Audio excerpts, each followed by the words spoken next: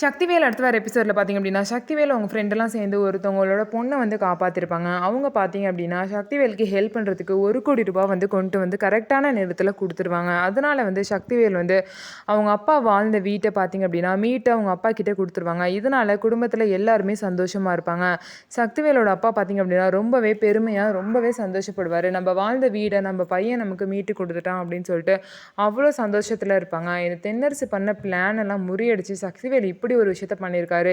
இருந்தாலும் தென்னரசு பார்த்திங்க அப்படின்னா அந்த சேட்டுக்கிட்ட இப்போதைக்கு வந்து டாக்குமெண்டேஷன் பண்ண வேணாம், எல்லா டாக்குமெண்டேஷன் வந்து ஈவினிங் வச்சுக்கலாம் அப்படின்னு சொல்லி அனுப்பிச்சிருங்கன்னு சொல்லிட்டு சொல்லுவாங்க. இதுலேருந்து என்ன தெரியுது அப்படின்னா தென்னரசு வந்து வேறு ஏதோ பிளான் வந்து வேலை கவுக்கிறதுக்காக வச்சுருக்காங்க. இதுலேருந்து வேலும் சக்தியும் எப்படி தப்பிக்க போகிறாங்க அப்படிங்கிறத பொறுத்திருந்து பார்க்கலாம். அது மட்டும் இல்லாமல் வேலோட அப்பா பார்த்திங்க அப்படின்னா இவன் தான் என் பையன், எனக்கு வந்து பெருமை சேர்க்க பிறந்தவன், நீ வந்து கொஞ்சம் கூட வந்து உன்னெல்லாம் மதிக்கவே மாட்டேன் என்றைக்குமே, நீலாம் என் மகனே கிடையாது, நீ எனக்கு வந்து பிறந்த சாபம் அப்படின்னு சொல்லிட்டு தென்னரசு ரொம்பவே திட்டிடுவாங்க.